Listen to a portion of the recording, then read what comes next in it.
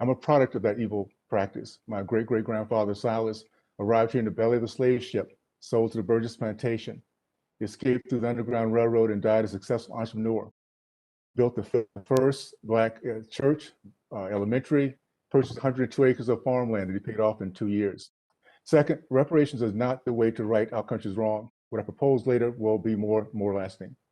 Third, it is impractical and a non-starter for the United States government to pay reparations. It is also unfair and heartless to give Black Americans the hope that this is a reality. The reality is that Black American history is not one of a hapless, hopeless race oppressed by a more powerful white race. It is instead a history of millions of middle and wealthy class Black Americans throughout the early 20th century achieving their American dream. I entered the NFL in 1973. At a time, there were no Black quarterbacks, Black centers, or Black middle linebackers. They were a white thinking men position. 40 years later, our nation has elected a Black American as president and a Black female as vice president.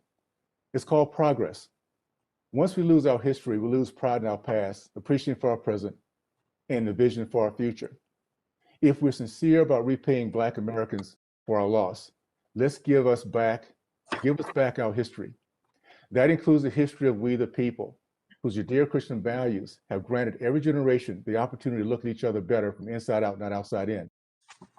In doing so, you'll ensure pride within our race as we accept our lineage as victors, and the same history will command the respect from our fellow Americans, an example of how to overcome the most overwhelming odds. Now, we come from a community, a race of people that have been known as overcomers. We shall overcome, and we have overcome. Mr. Owens has eloquently spoken of the overcomers.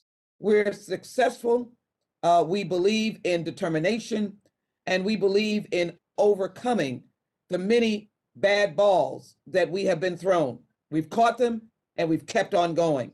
That is not the point of H.R. 40, the commission to study and develop reparation proposals for African Americans. For hidden in the corners of this nation are those of African American heritage, the descendants of enslaved Africans who have felt the sting of disparities.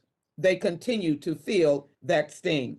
Now more than ever, the facts and circumstances facing our nation demonstrate the importance of H.R. 40 and the necessity of placing our nation on the path to reparative justice.